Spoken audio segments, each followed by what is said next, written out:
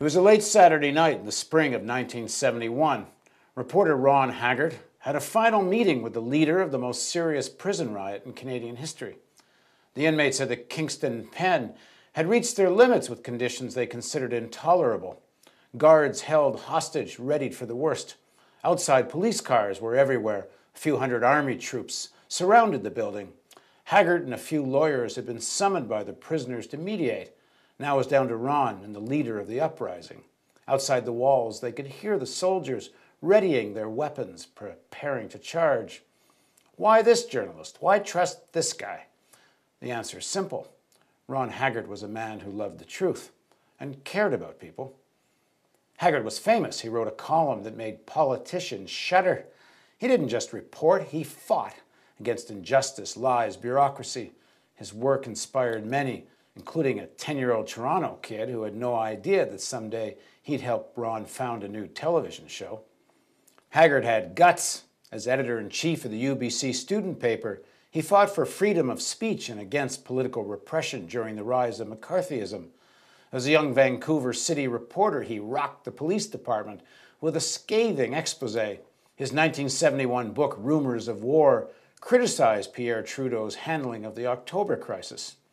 By the early 70s, Haggart was a star of Canadian journalism, mentioned in the same breath with such legends as Pierre Burton and Nathan Cohen. Certainly enough careers for one lifetime, but for Ron, this was a warm-up. He left full-time print and made a television film that won the Edward R. Murrow Award for a local documentary. Then Moses Neimer had this idea about a local TV station. Ron was the second person he hired, right after the ad salesman. For 3 years, Canada's Lou Grant helped reinvent local television news. In 1975, Ron was the second person hired by Peter Herndorf to create the Fifth Estate. For the next 13 years, he helped reinvent the investigative documentary.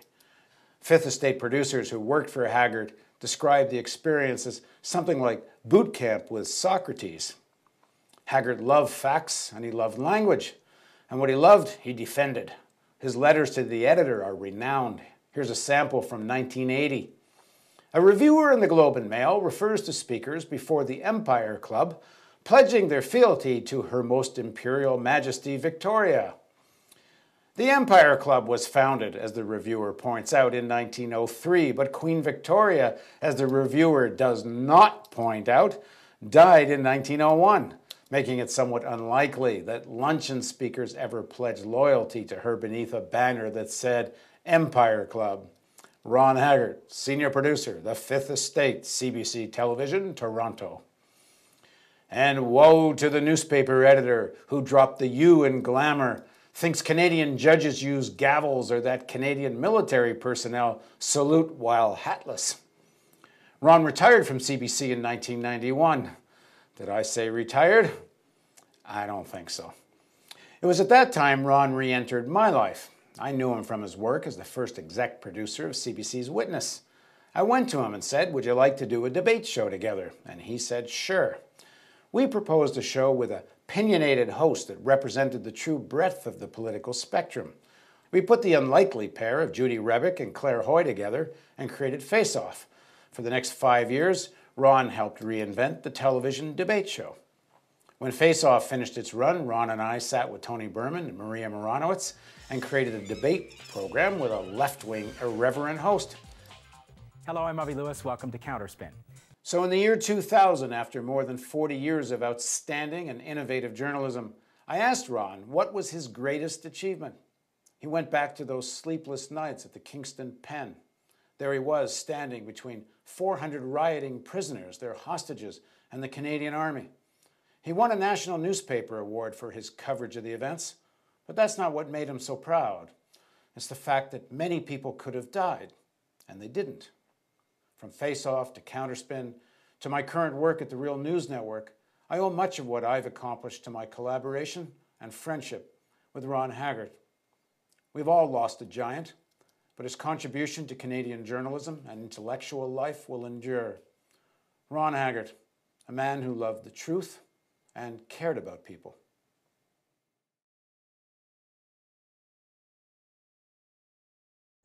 My name is Aubrey Gould, and I'm practicing law as a mediator in Toronto. Ron and I became friends when I worked for the Toronto Star as a reporter in the mid-50s. He was at the Globe and Mail, and we got to know each other through covering stories together and mostly over drinks at the press club. Later, when I became a lawyer and had left the newspaper business, he and I used to talk frequently about civil liberties issues, and he would call me and check with me about things that concerned him and get my point of view. Later, when the War Measures Act was passed, we were already in the midst of writing a book together on civil liberties in Canada. There had not been a book about civil liberties in Canada that was sort of a definitive book, and we decided it was time, and we were working on it. So we had a fair amount of research already done. Ron called me one day at the time when the soldiers were appearing through Ottawa, Quebec, and there was all that hysterical kind of military presence.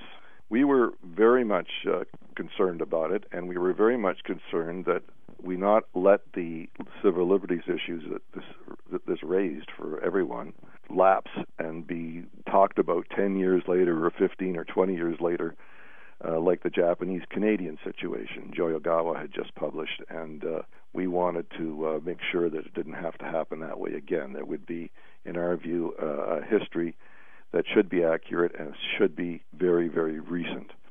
So we set to work. Ron went down to Montreal and rented a tiny apartment on Sherbrooke Street. From the window of that apartment, we watched the armored carriers going by as the soldiers made their presence felt even more than they had before. The War Measures Act was proclaimed shortly after that as an actual statute, and that was the night of the big arrests. So we were actually in Montreal for most of the major later events. Ron was an avid nighttime writer, and we would do interviews during the day, me at the jail and Ron mostly around the bars and other places where the PQ sympathizers and their friends hung out. Ron wrote all night long, and I couldn't sleep. So we parted company. I went down the street and checked into a hotel, and that's how we continued to work. The book came out a few months later, called Rumors of War, and it was an instant Canadian bestseller. Senior members of the government, and especially Trudeau, were adamant that that book should not appear in anybody's desk in the Cabinet Office. And so it didn't, although we know that some ministers had copies with tabs marked in them by their staff so they could find things in a hurry, because it was, at that point, a fairly definitive history of what had happened. Ron and I were soon together again in Kingston. We talked frequently, and one day he phoned me and he said, I've been asked to go to Kingston and serve on the Citizens Committee, and he said, I have to get down there right away. What do you think? And I said, well, I think it's a wonderful idea. Go for it. He had 3 other legal personalities, including G. Arthur Martin, on the committee. Ron himself was asked to sit on the committee, but I had not been asked. In the course of the discussion, he said, I have to get down there in a hurry. And since I flew light aircraft, I offered to fly him down to Kingston. On the way down to Kingston, we were intercepted by radio by the OPP, who wanted to know who was on the plane, and they were told who was on the plane, and the officer at the Kingston airport and Ron apparently agreed on the phone that I should come too. So I did. Landing the plane in Kingston and being picked up by the OPP and rushed into the jail. We became kind of the committee that eventually worked through the problems. There was an incident which I will never forget in the last day of the riot.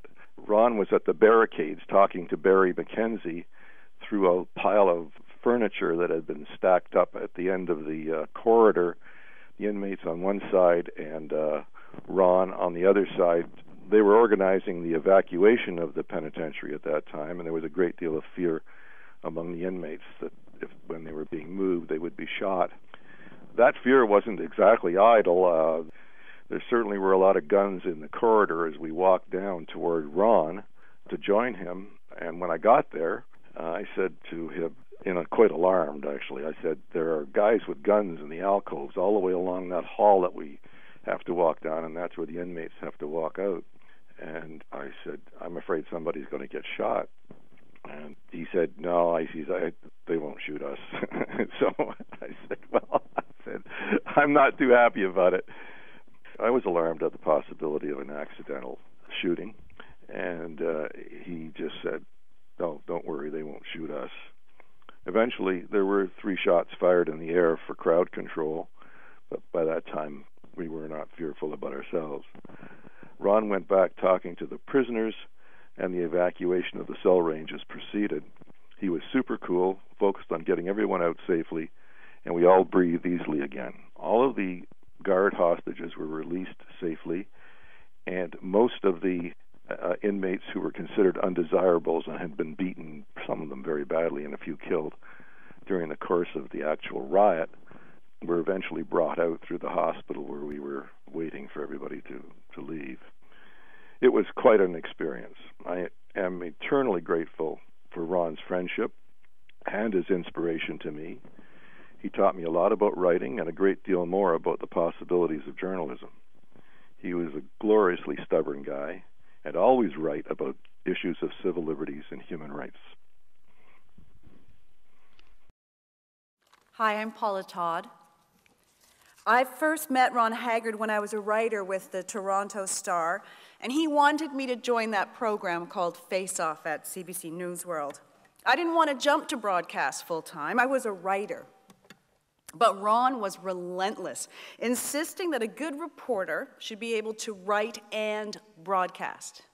And that was way back in 1994. Convergence, we call it now. He won, as usual. I went to Face Off as a part-time host, and I stayed writing at the Toronto Star. When I left to go to Studio 2 full-time, maybe I should have stayed, Ron was grumpy. Maybe I think he was a little hurt, but he was definitely grumpy. You remember that? He rallied, though, and for the past 15 years, this is hard. Rarely a month has gone by, 15 years, that I haven't received a letter, a note, an email, or copies, endless copies of endless letters to endless editors, and cards. He sent them to mark every launch of every show and every wrap I'd ever worked on, and every season of every show. And knowing that I was on the road almost all the time as a reporter, he sent holiday cards early so I would get them. This is the first year in 15 years I haven't received a birthday card. And that's because Ron died a few weeks before. It didn't matter how much Ron liked you, though, or called you his friend. He was always a neutral and often an incredibly harsh critic.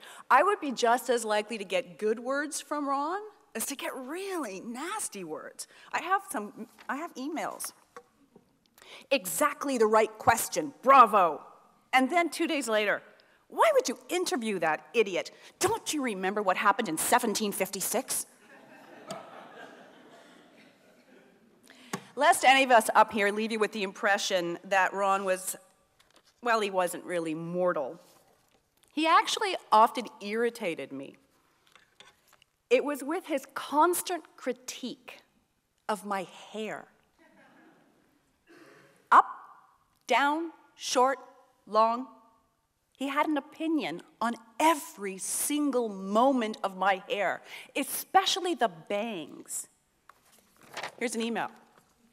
You got that charter issue, I'm also a lawyer, you got that charter issue exactly right, but your bangs are too long. This is another one. It was a really lovely email praising an interview that I'd done as intuitive.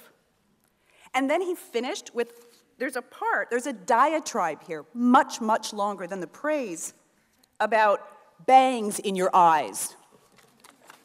Ron recognized what most really successful TV executives know today, which is content is crucial, but the hair's the thing.